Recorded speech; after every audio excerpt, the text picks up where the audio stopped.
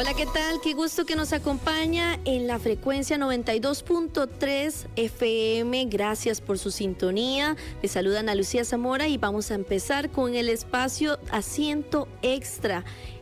Ya al ser las 2:02 de la tarde, muchísimas gracias por acompañarnos este martes 25 de febrero. En este espacio de Martes de Salud, le decimos nosotros acá en Asiento Extra, donde abordamos temas relacionados con el bienestar, prevención de la salud y también aquellas enfermedades que nos inquietan y que nosotros queremos que ustedes también se informen y abramos un espacio de diálogo.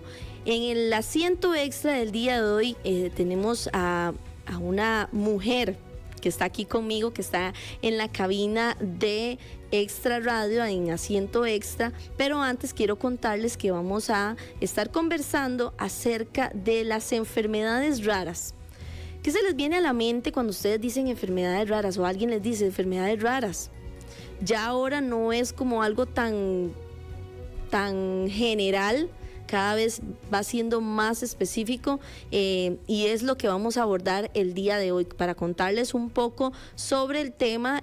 Según el director de la Clínica de Enfermedades Raras y Huérfanas del Hospital San Juan de Dios, Marco Vinicio, en el mundo se incluyen cada semana cerca de 50 enfermedades de este tipo, gracias a la disposición de técnicas genéticas o de secuenciación genética que permiten identificar mutaciones de diferentes genes, que en algunos casos ni siquiera se sabía que se existía. Por eso, por ahí va el tema de enfermedades raras acá en nuestro país. En Costa Rica se detectan en promedio 15 personas con este tipo de padecimientos cada año, pero hablamos y seguimos diciendo enfermedades raras y sigue siendo como un tema un poco conocido. Solamente hemos escuchado esa denominación, pero se trata de enfermedades más comunes en el mundo, pues sí se suman en su totalidad, son más comunes que la diabetes, que el cáncer, pero si se ven de manera individual pueden ser tan infrecuentes como se pueda haber solo un paciente en el mundo que lo padezca. Una de las enfermedades que vamos a hablar el día de hoy es la enfermedad del Batten, y por eso hoy se encuentra conmigo Angélica López, que es una de las fundadoras de Fundación Batten Costa Rica y que tiene un hijo con esta catalogada enfermedad rara. Entonces primero quiero darle la bienvenida y saludarla, Angélica. Muchas gracias, buenas tardes. Gracias por acompañarnos en este espacio que tenemos acá en la 92.3 FM, que vamos a hablar hoy. Vamos a abordar el tema de las enfermedades raras en esta primera media hora de la enfermedad del Batten. Así que de igual forma yo quiero que ustedes los invito para que hagan su sintonía a través del 7003-1234, 7003-1234. Si ustedes han escuchado de alguna enfermedad rara o si han escuchado de la enfermedad del Batten, yo los invito para que también nos comenten, nos informen qué saben ustedes y aquí podamos abrir este espacio de diálogo, de debate de qué son las enfermedades raras, cómo se desarrollan en nuestro país. ¿Qué falta? ¿Qué no falta? Así lo vamos a hablar, 7003-1234 o bien al 4080-9640 también usted puede hacer su reporte de sintonía. Dice que, como les decíamos, Angélica es parte de esas familias, pero quiero que primero nos cuente a qué se le llama la enfermedad del Batten. Bueno, la enfermedad de Batten es una enfermedad genética. Es autosómica recesiva. Esto quiere decir que ambos padres tienen que tener la mutación en el gen para que así lo puedan heredar a los hijos. A diferencia de algunas otras enfermedades que pueden ser dominantes, ¿verdad? Que esto quiere decir que siempre se va a heredar. En el caso de Batten, digamos, la pareja tiene un 25% de probabilidad de tener un niño, un hijo o una hija afectado por esta condición. Es una enfermedad que es poco frecuente, como lo estabas diciendo, ¿verdad? A nivel de enfermedades raras. Sin embargo, en Costa Rica tenemos una peculiaridad con respecto al resto del mundo, y es que específicamente para la enfermedad de Batten, la variante CLN6, Costa Rica es el país que tiene más casos diagnosticados, y si no es el que tiene más, está en el top 3. Está en el top 3 a nivel mundial. Ok, muy bien. Parte de la información que nos brindaba Angélica y parte de esta fundación dice que la enfermedad sería Batten. Esa es la forma Batten. correcta. Hasta eso aprendemos. Es un trastorno neurodegenerativo hereditario que afecta principalmente a los niños. ¿Qué es lo que provoca? Correcto, es una enfermedad de la infancia. Los niños nacen sanos. No hay nada, digamos, inicialmente que pueda decirnos que algo viene pasando o que algo va a pasar. Nacen sanos y por ahí entre los 2 años y medio y los 4 años es que las familias empiezan a notar ciertas tal vez manifestaciones. Inicialmente probablemente no se ven como manifestaciones de una enfermedad en específico, pero con el paso del tiempo eso puede ir cambiando. Entonces, para darles el ejemplo, en el caso específico de Martín, mi hijo, y que es la razón, ¿verdad?, por la cual en mi familia decidimos fundar la Fundación Batten en Costa Rica. Martín, a los 2 años y medio, él empezó a ir a la guardería. Y en la guardería a las maestras, cuando cumplió su primer año, en el reporte que me entregaron, a ella les llamaba la atención que había como un poquito tal vez de retraso del lenguaje y había un tema motor. Sin embargo, él era todavía muy pequeño como para poder decir si efectivamente hay un retraso, ¿verdad?, o algo está pasando, pero ellas, siempre buscando pues el bien de Martín, nos recomendaron ir a hacer evaluaciones a terapia de lenguaje y terapia ocupacional. Fuimos a terapia ocupacional y terapia de lenguaje y al cabo de 1 año, parte de lo que yo conversaba con las terapeutas era, ninguna entiende qué pasa, ni la terapeuta entendía qué era exactamente lo que estaba presentando Martín, y pues yo como mamá tampoco.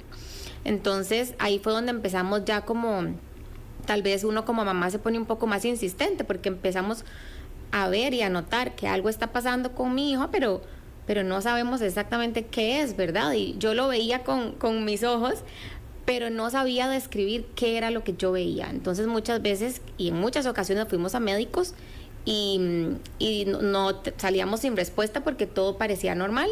Martín, al cabo de unos meses, empezó con un movimiento peculiar en las piernitas, digámosle, como que le temblaban. Y ya con este movimiento y habiéndolo identificado, fuimos donde un genetista y a partir de ahí obtuvimos el diagnóstico de Batten.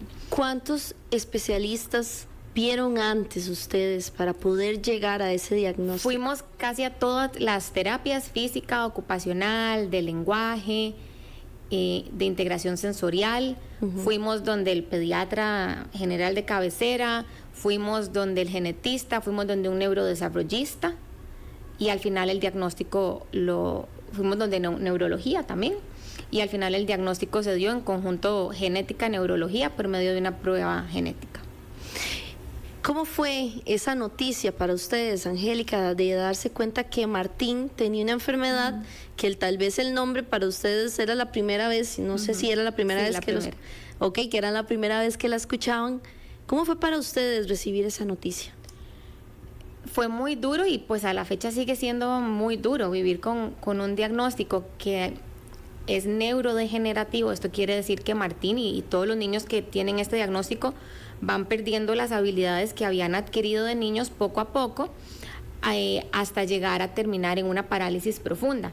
Uno como papá y en mi caso, digamos, como mamá, yo no conocía este mundo. Había escuchado de las enfermedades raras, no había escuchado de la enfermedad de Batten. Entonces es como literal el balde de agua fría.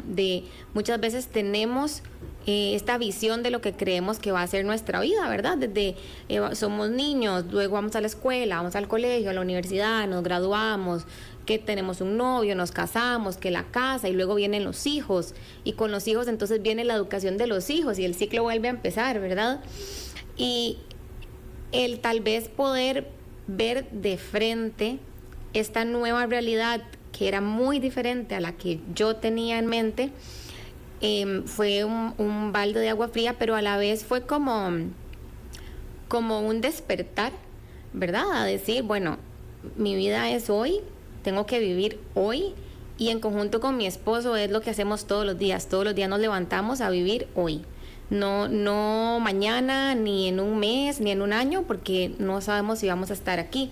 Entonces, a pesar de que es un diagnóstico muy duro, requiere de muchísima fortaleza, no solamente emocional y psicológica, sino también física, porque requiere de que sigamos cuidando a nuestros hijos, quienes en su buena teoría más bien deberían de ir independizándose. Claro. Entonces es muy duro, pero yo creo que el amor que uno tiene por los hijos hace que todo sea posible. Y eso que vos me decís que hiciste una fundación, nace de esa desinformación o esa falta de conocimiento, Angélica. En parte, sí, en parte, pues uno de nuestros objetivos es concientizar a la población, ¿verdad? Que no solamente en Batten, sino en las enfermedades raras, ¿verdad? Cada enfermedad rara pues va yéndose, cada una va formando su asociación o su fundación, y en nuestro caso lo que queremos es visibilizar más la enfermedad de Batten, tanto a la población en general como al cuerpo médico y a los profesionales de salud. Creo que para uno como padre y madre de familia, si ya de por sí el diagnóstico es muy duro, es más duro llegar donde un médico o llegar donde un terapeuta y que no sepa qué es la enfermedad con la que yo vengo con mi hijo. Ajá, porque sí, de alguna forma es esta, ¿verdad? Es esta como inseguridad de uno de: estoy poniendo a mi hijo que tiene una condición específica en manos de alguien que está súper capacitado, pero no conoce o no ha trabajado, digamos, con la enfermedad. Entonces, es uno de los objetivos, trabajar a nivel de comunicación para dar a conocer la enfermedad a la población en general, pero también a los profesionales de salud, que aunque no se vayan a especializar en la enfermedad como tal, cuando reciban a alguien puedan decir: yo me acuerdo, asistí a tal foro, o recibí tal charla, o vi tal noticia, ¿verdad? O lo escuché en tal emisora. Hablemos de esto que estás diciendo, que es sobre conocer más del tema. Si Costa Rica es uno de los países a nivel mundial, como nos estás comentando, que tiene más casos de este tipo de enfermedad del Batten, ¿cuántas personas, con cuántos familiares se han reunido ustedes? ¿Con cuántos casos han topado aquí en Costa Rica? Ahorita sabemos, según datos, que más o menos en Costa Rica ahorita pueden haber unos 17 chicos con el diagnóstico. Ajá. De estos 17 puedo decir que tenemos contacto tal vez como con unas 8, 9 familias, menos de 10. Ajá. Con las cuales tenemos un chat de WhatsApp, nos comunicamos frecuentemente, nos preguntamos casi siempre somos las mamás, ¿verdad? Entonces nos preguntamos entre nosotras: ¿les ha pasado esto? ¿Han visto esto? ¿Qué han hecho en este caso? Constantemente estamos hablando, creo que entre varias, creo que ya hasta podríamos decir es como este círculo de amigas que muchas veces no nos conocemos, ¿verdad? De cara, pero estamos todos los días casi intercambiando. Han creado una comunidad prácticamente. Exacto. Bueno, y esto es algo que quisiera preguntarle debido a lo que usted me está contando de la fundación. ¿Cómo ha sido la atención ya cuando ustedes reciben un diagnóstico y les indican que tienen una enfermedad, que es esta, y que es una enfermedad catalogada como rara? ¿Cómo ha sido la atención cuando ya, me imagino que Martín tiene que incorporarse en su momento, en su momento con el servicio de salud público? Hasta ahora la atención ha sido todo, digamos que perfecto. Ajá. ¿Verdad? Se hicieron las pruebas que se debían hacer en el sistema de salud público, las revisaron los especialistas que las tenían que revisar, nos notificaron, todo ha transcurrido de una manera muy, digamos que ha fluido muy bien. Todo ha fluido muy bien. ¿No han tenido en algún momento alguna situación o algún caso que ustedes conozcan con una carencia de una terapia, medicamentos? ¿Cómo ha sido el alcance aquí en Costa Rica? No, de momento no. Sí, Costa Rica tiende a ser un país muy conservador, ¿verdad? En el uso de medicamentos. Entonces ese es un tema, pues es un tema un poco amplio. Pero lo que son las terapias, pues siempre se recetan, por decirlo así, las terapias necesarias, sean terapia de lenguaje, ocupacional, física. uno de los objetivos de la fundación también es poder apoyar a las familias en este sentido, ¿verdad? Si el centro médico al cual les corresponde no tiene los recursos para poder recetar o prescribir estas terapias, que puedan acercarse a la fundación y que de alguna manera podamos apoyarlos a financiar las terapias que son tan necesarias para nuestros chicos. Ok, incluso entonces ustedes se organizan para poder apoyarse entre sí. Cuénteme tal vez si han tenido en algún momento alguna situación que han tenido que apoyar a alguna familia con esta enfermedad para poder, su chico o chica, la mayoría son niños. Son niños, casi todos son niños, muchos llegan a la adolescencia o un poquito más de la adolescencia. ¿Han tenido alguna situación que ustedes que como comunidad han podido apoyar a otras familias? Sí. Vamos a ver, en casi todos los casos pues contamos con un sistema de salud bastante robusto que podría decir que brinda el 80% de las, tal vez el 50% de lo que las familias necesitan, porque mucho de lo que necesitan no es solamente médico como tal, ¿verdad? De medicamentos o de atención médica, sino que también hay una parte en casa. Esta parte en casa es la que nosotros hemos tratado de apoyar. Hace unos cuantos meses una de las mamás tenía como la necesidad de buscar algo en que poder duchar a su hijo. Ya su hijo había perdido movilidad, ¿verdad? No lo podía bañar en una silla, no se puede bañar de pie. Entonces ella tenía como una sillita que ella había logrado hacer en la casa, pero no era lo ideal. Y donde ella nos trae esta necesidad, pues nos pusimos a investigar, a ver qué había en el mercado. Nos encontramos con unas sillas especiales para chicos con discapacidad. Y entonces mandamos a traer de afuera la sillita que ella ocupaba para poder bañar a su hijo de una manera más segura, más cómoda para ella y más cómoda también para el niño. Sí, entonces trabajan como en conjunto y lo bueno ahora es que las redes sociales, números telefónicos, WhatsApp, ayudan muchísimo a mantenerse conectados. Correcto. Cuénteme una cosa, Angélica, que me parece también que es muy importante porque ya hablábamos de los chicos, su esperanza de vida, esa es como a la adolescencia, algo así, ¿ok? Ya hablábamos de la enfermedad, pero ¿cómo es para ustedes, los que muchos conocemos como los cuidadores? ¿Qué significa para ustedes llevar este proceso desde el diagnóstico, que ya usted nos explicó incluso cómo fue su experiencia? ¿Cómo es para ustedes poder llevar este proceso? Vamos a ver, todas las etapas creo que son muy diferentes, ¿verdad? Conforme los chicos van evolucionando en la enfermedad, las necesidades van siendo distintas y creo que cada vez el cuidador empieza a tomar un rol pues más fuerte. Inicialmente, y como está Martín ahorita, ¿verdad? Que Martín todavía camina, Martín algo habla, básicamente lo que ocupa es asistencia a la hora de alimentarse, asistencia a que lo llevemos al baño, pero él todavía avisa cuando tiene que ir al baño. En la parte de caminar... Perdón, ¿cuántos años tiene Martín? Martín tiene 5 años. Martín camina solo, pero por un tema de seguridad siempre velamos porque haya alguien con él, ¿verdad? Porque constantemente él se puede caer, se puede tropezar, ya no tiene la facilidad que tenía antes para subir escaleras o para bajar o subir escalones o caminar por terrenos irregulares. A pesar de todo, él todavía camina y corre. Entonces, en esta etapa en la que él está, pues requiere de mucha atención física de parte nuestra, de estar siempre encima de él, dándole la mano, ayudándole, caminando con él, llevándolo. Básicamente tenemos que estar con él 24/7. Luego, conforme la enfermedad empieza a avanzar, y esto lo he aprendido de las mamitas, ¿verdad?, con las que hablo todos los días, claro, es que cómo va, digamos, cambiando esa necesidad, ¿verdad? Cuando ya llega un momento donde los chicos empiezan a perder más movilidad, entonces están más que todo en una silla o ya empiezan, digamos, a estar encamados.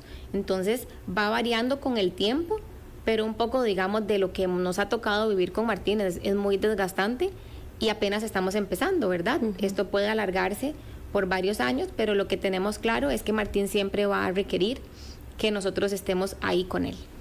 ¿Cómo es esa carga emocional, Angélica, para ustedes? Ustedes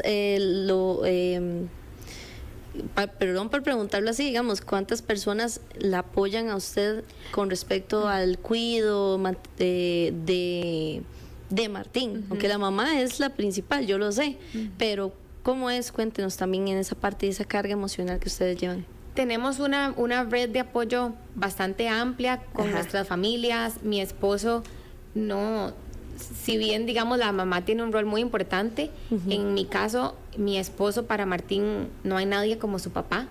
Entonces, entre mi esposo, yo, mi cuñada, mi hermana, mi cuñado, digamos toda nuestra familia, incluso tías, abuelas, están constantemente apoyándonos en el cuidado de Martín. También tenemos personas que nos ayudan en la casa, tenemos la bendición de poder contar con alguien que nos ayuda en la casa.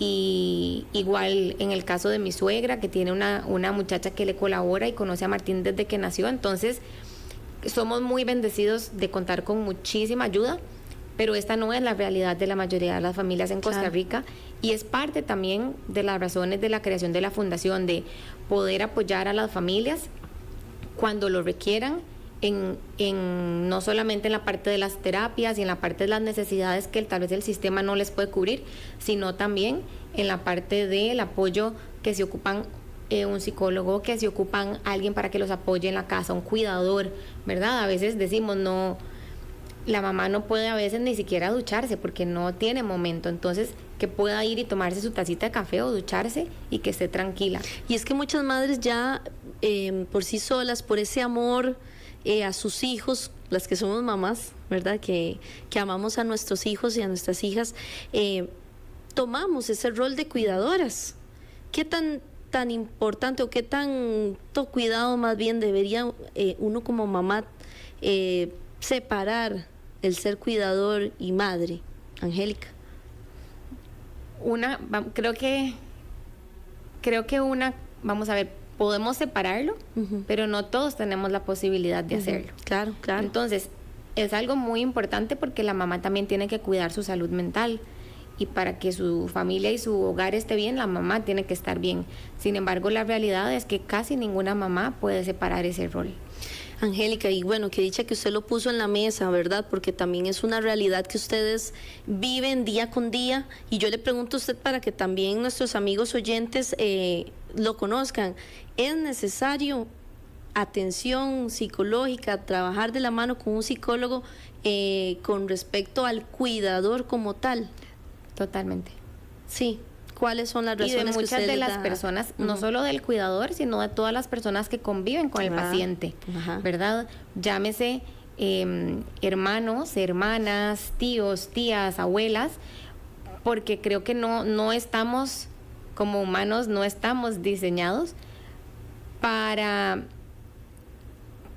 vivir la pérdida de una persona día con día. Estamos acostumbrados a que vamos siempre hacia adelante, ¿verdad? Hacia una mejoría, o en dado caso, ¿verdad? Pues bueno, ya lo que es como lo normal de los adultos de envejecer, pero no estamos acostumbrados, ni nuestra mente está acostumbrada a que nuestros niños empiecen a retroceder y tengan una muerte temprana. Claro. Con respecto a eso, Angélica, ¿qué mensaje le daría usted a aquella madre, aquel padre, aquella familia que acaba de recibir en este momento un diagnóstico de su hijo como la enfermedad de Batten? Vamos a ver, parte de lo que a mí como mamá me ha funcionado es confiar en que todo pasa por una razón. Confiar en que si me está tocando vivir este momento con mi hijo es porque pues probablemente él y yo en algún momento pactamos esta vida juntos, y esta razón de tener que atravesar este momento juntos fuera para el crecimiento de él o para el crecimiento mío, y que confiamos en ese momento en que éramos las personas correctas para vivirlo juntos, yo para cuidar de él y él para poder enseñarme a mí. Creo que parte de lo importante de la vida, que es vivir el hoy, que es disfrutar y aprovechar lo que tenemos hoy, a veces es extraño, pero yo con mi esposo constantemente hablo de que nunca habíamos percibido tanta felicidad y tanta paz en nuestro hogar como ahora. Disfrutamos todos los días. El más mínimo logro de Martín para nosotros es, ¿verdad? Monumental. Claro. Entonces, si bien es un camino de mucho dolor y de mucha incertidumbre, es un camino también solitario, pero a la misma vez ellos nos transmiten tanto amor y tienen esta chispa tan única que mi vida no sería la misma sin Martín con su diagnóstico. Claro, y yo quiero agradecerle muchísimo, Angélica, que usted esté aquí con nosotros, primero en la cabina de Extra Radio, en Asiento Extra, y contándonos su experiencia como madre, como cuidadora, incluso de una enfermedad de una enfermedad que tiene Martín, que es la enfermedad de Batten, todo lo que ustedes han vivido. Yo sé que no debe ser fácil, sé que para muchas familias, estas 17 familias aproximadamente que han recibido ese diagnóstico, es algo que no se espera, es algo que, como decís, queremos un desarrollo y un crecimiento, pero recibimos una noticia diferente.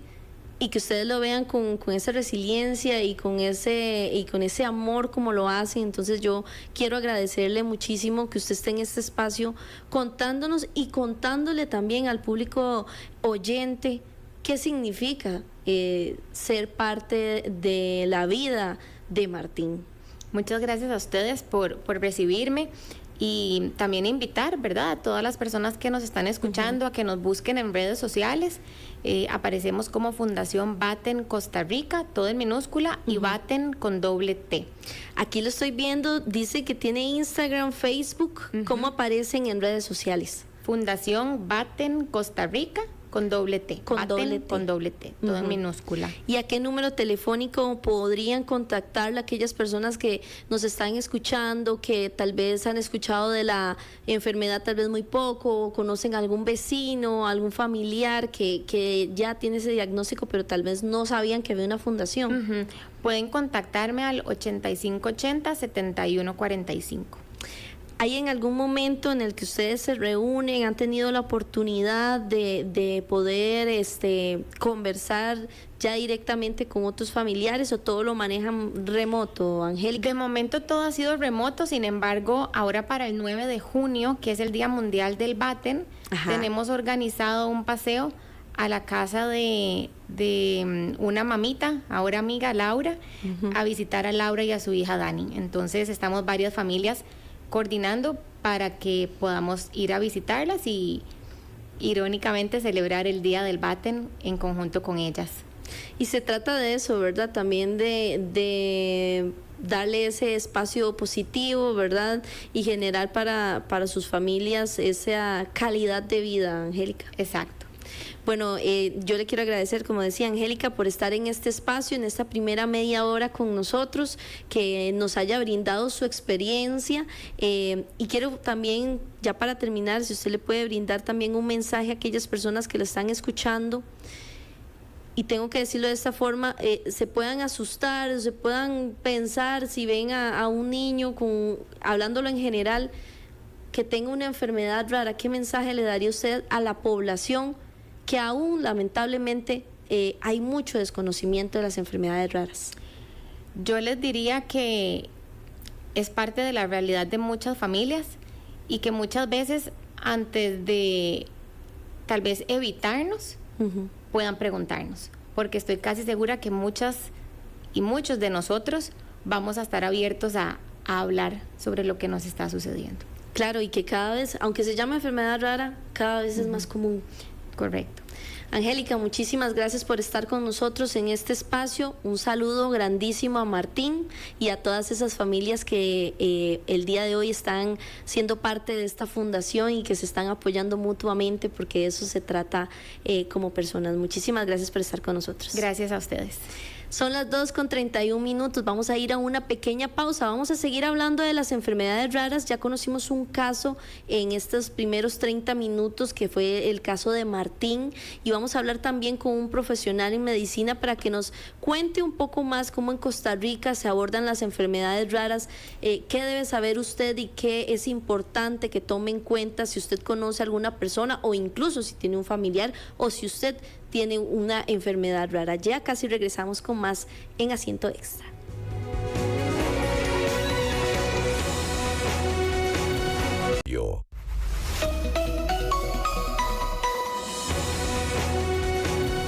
Continuamos en su programa Asiento Extra. Muchísimas gracias por continuar con nosotros en esta segunda media hora. Ya son las 2:36 de la tarde de este 25 de febrero.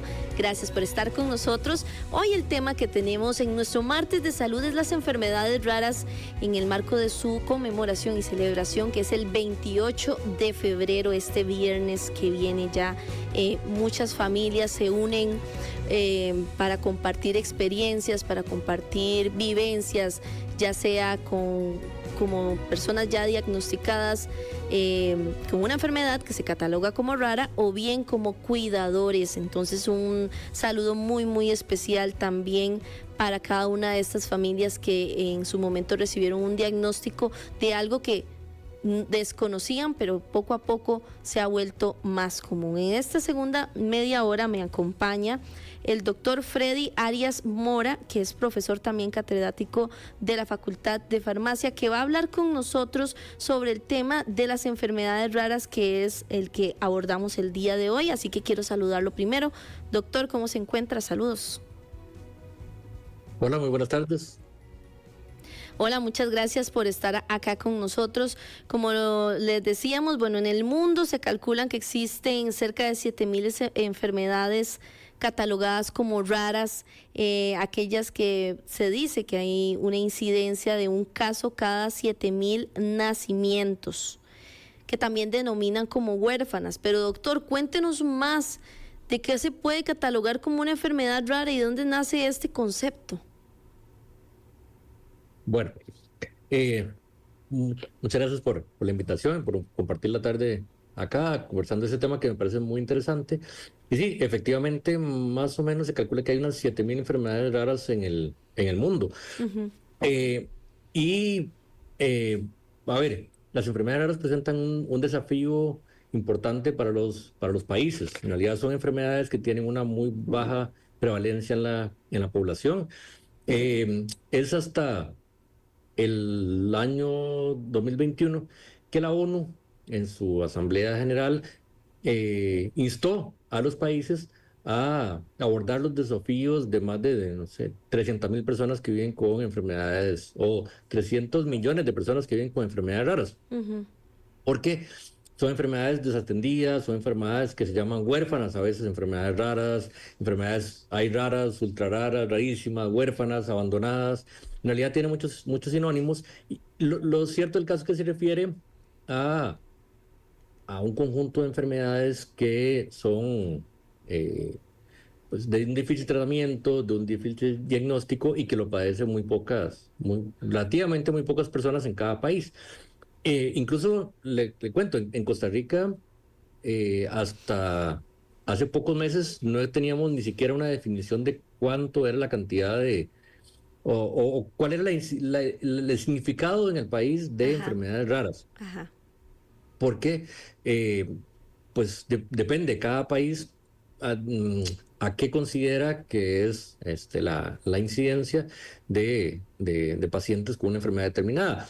Luego de algunas discusiones o de un trabajo muy importante de la población civil, la Asamblea Legislativa, a final del año pasado, en noviembre, se publicó la ley 10.540, que es la ley de enfermedades raras, o la ley de apoyo para pacientes con enfermedades raras, que es la que nos da la definición en Costa Rica de qué se entiende como una enfermedad rara. Y en Costa Rica, una enfermedad rara se entiende como una enfermedad que no es transmisible. O sea, todas las enfermedades transmisibles quedan por fuera. Es crónica, necesariamente, tiene que ser una enfermedad crónica con una frecuencia igual o menos de 1 en 5,000. Esa es la definición oficial en Costa Rica. Un paciente por cada 5,000 personas. O menos, porque incluso pueden haber hay enfermedades como, no sé, la enfermedad de Pompe, que la tienen 2 personas en el país, y otras enfermedades, pues, que sí pueden ser cientos de personas. Las enfermedades raras en Costa Rica, pues es la definición que se ha dado, no se llama enfermedad de huérfanas, sino más bien enfermedades raras, es la denominación que tiene. Y son enfermedades progresivas, son enfermedades debilitantes o incluso mortales. Pero bueno, dichosamente a partir de pocos meses ya tenemos una definición en el país y podríamos entonces ya comparar con otros países y tener como un parámetro, un panorama más claro. Entonces ya en Costa Rica ya lo podemos decir como enfermedad rara, ya no sería como enfermedad huérfana, que también se utiliza este concepto, ¿verdad? Sí, sí, de hecho va muy ligado con la definición o con lo denominado como medicamentos huérfanos también, que se utiliza muchísimo en la jerga médica, en la que hablamos de medicamentos para enfermedades huérfanas, que bueno, son muy complejas, pero bueno, sí, en Costa Rica las llamamos enfermedades raras, es la definición que legalmente pues se Establecido. estableció durante, pues, a partir del año pasado. Doctor, y cuénteme un poco, tal vez, si podemos hablar de esta ley que ingresó nuevo, bueno, que se determinó en este país, que es la 10.140, que viene a apoyar o a mejorar en la calidad de vida de las personas en nuestro país que son diagnosticadas como una enfermedad rara. Bueno, algo importante es, bueno, justamente la definición. La Ujú. definición es un elemento fundamental para poder establecer, digamos, una comparativa o a qué pacientes o a qué enfermedades estaríamos catalogando como huérfanos y cuáles no, a partir de la incidencia. Eso es un elemento fundamental de la ley, Ok. porque antes de eso, pues, podemos compararnos con definiciones de OMS, definiciones de incluso de España, no sé, Japón y otras, pero bueno, con esta ley ya viene a definirse, a zanajarse, digamos, qué se entiende por enfermedad rara en Costa Rica. Otro aspecto me parece muy relevante de la ley es el Centro de Registro de Enfermedades Raras, Ujú. que es una instancia que se crea para poder tener una cuantificación de qué estamos hablando, vamos, porque estamos hablando de 7.000 enfermedades, pero es que no en todos los países es igual la prevalencia o la incidencia de las enfermedades raras, sino que depende pues de las circunstancias, de la genética de cada país, porque algo importante también es que muchas de esas enfermedades son enfermedades genéticas, Ujú. son enfermedades que se heredan de padre a los padres o enfermedades que pues tienen mucho que ver con condiciones incluso históricas o con combinaciones genéticas. Entonces, es importante saber en Costa Rica cuál es digamos, por ejemplo, las principales enfermedades raras, porque ahorita no hay un registro, no hay una forma de saber, por ejemplo, cuántas enfermedades tiene o cuántas personas existen en el país, por ejemplo, con esclerosis múltiple o Ujú. con corneria de Lange o con enfermedad de Wilson, que son todas enfermedades raras, o incluso la incidencia de polimorfismos genéticos que me dan origen a alguna enfermedad. Y es que hay Eh, algunas, doctor, que se escuchan más que otras, no dejan de ser catalogadas como enfermedades raras, pero unas se escuchan más que otras. Y ahora me pareció muy interesante eso que usted indicaba, que son genéticas, pero hay otra división con respecto a cómo una persona puede ser diagnosticada por una enfermedad rara o solamente son por la genética. no, no, en realidad eso es un aspecto muy importante y es Ujú. que muchas enfermedades son genéticas y se pueden diagnosticar con el tamizaje neonatal. Ujú. Quiere decir que con el tamizaje neonatal que se opera en Costa Rica, en el hospital de niños, pues se pueden diagnosticar muchas enfermedades digamos, que son enfermedades genéticas de baja incidencia, pero también hay otras enfermedades que se consideran raras, por ejemplo, Crohn, la Ajá. enfermedad de Crohn o la enfermedad de Cusi, que son enfermedad inflamatoria intestinal que no tiene un origen claro, digamos, no se sabe si es un origen genético o es un origen a ver, o alguna incidencia o alguna particularidad en el organismo que se desarrollan esas enfermedades, que normalmente se diagnostican en la adultez, porque la mayoría de enfermedades que es más difícil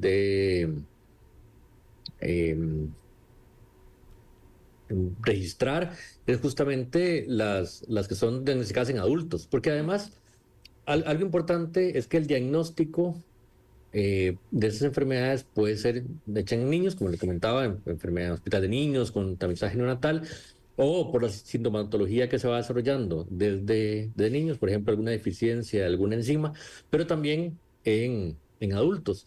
Y este diagnóstico puede ser que dure años. Incluso se habla de la odisea diagnóstica que tienen que pasar los pacientes para poder llegar a un adecuado diagnóstico. Claro, doctor, y eso que usted está diciendo es muy interesante. Ahora nos hablaba Angélica, que estuvo antes con nosotros, que fue una madre que tiene un hijo con la enfermedad de Batten, que tuvo que pasar prácticamente por todos los especialistas para poder llegar a este diagnóstico. ¿Qué le podemos decir a la población oyente con respecto a si encontramos algo y esa odisea que usted nos cuenta? ¿Qué recomendaciones les podemos brindar? En dado caso de que pueda tratarse en algún momento de una enfermedad rara, doctor.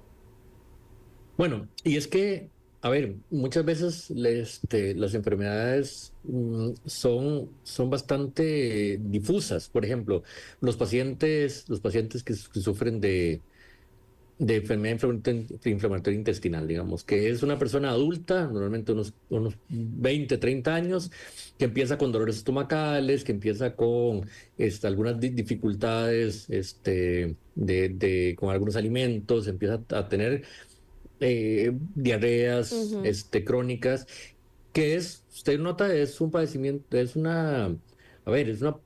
un padecimiento bastante inespecífico y bastante frecuente. Cualquier persona puede llegar a decir, bueno, es que tengo, no sé, un proceso diarreico a causa de un virus, de una bacteria, de eh, alergia a algún alimento. O sea, es muy complejo, digamos, con un síntoma tan inespecífico poder O llegar sea, lo a un minimiza. diagnóstico. En la población tendemos a minimizarlo, porque ahora que estamos hablando de la enfermedad del Crohn, por si algunos no saben cuál es una enfermedad relacionada a la inflamación e irritación del tubo digestivo, ¿verdad? Pero puede ser incluso en algunos órganos del sistema digestivo, como para que podamos contarles un poquito de qué estamos hablando. Y a veces lo podemos minimizar solamente diciendo, no, es que tengo un dolor en el estómago, algo me cayó pesado, doctor. Sí, sí, exactamente, digamos. Y lo más probable es que sea cierto, sea que existió algún proceso viral o un proceso bacteriano. La mayoría de diarreas tienen que ver con un virus, con una bacteria, con una intoxicación alimentaria. No necesariamente pues va a ser necesariamente pues tiene Crohn o tiene CUSI. Ujú. Y es que digamos que la cantidad de pacientes en Costa Rica más o menos que por ejemplo padecen CUSI se estima en unos 200, 300 pacientes.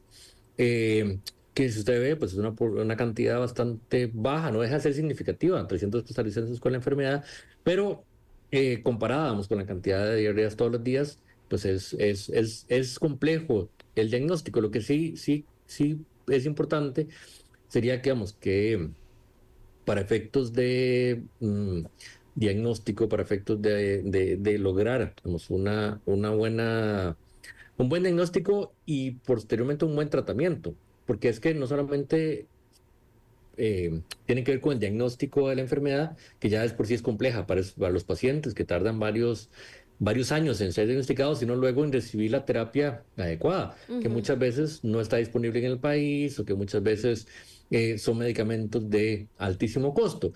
Entonces, respecto al diagnóstico, creo que es algo importante es que los pacientes pues sean conscientes de que diagnosticar cualquier enfermedad es complejo y que es importante pues estar pendientes, digamos, reconocer esa complejidad, y no es que el médico que lo atendió no sirva, sino que hay que ir agotando las diferentes etapas. Uno no va a pensar en un paciente con una diarrea en que tiene una enfermedad inflamatoria intestinal o que tiene Crohn y que va a requerir pues un anticuerpo monoclonal para ser tratado. Lo más probable es que piense en una diarrea y lo trate como una diarrea pasajera autolimitada de 3 días. Pero bueno, Sí, eh, más bien el- usted eh, lo que nos indica es que es un proceso eh, para poder llegar entonces a un diagnóstico como tal. Efectivamente, es un proceso complejo, digamos, de descarte de diferentes enfermedades, porque, bueno, muchas veces no es como lo típico. Y creo que uno de los aspectos importantes es que si en la familia hay algún antecedente, digamos, que puede orientar un poco también a, a la, digamos, a llegar a un diagnóstico apropiado. Pero eso no tampoco es significativo porque puede ser que haya, este, a ver, que la sintomatología o que la enfermedad se manifieste justamente porque se encontraron dos personas con genes silenciados que se juntan y eventualmente pues generan la enfermedad. Entonces, Ujú. no necesariamente que no haya una patología en la familia no es, este, es, eh, garantía de que no pueda suceder.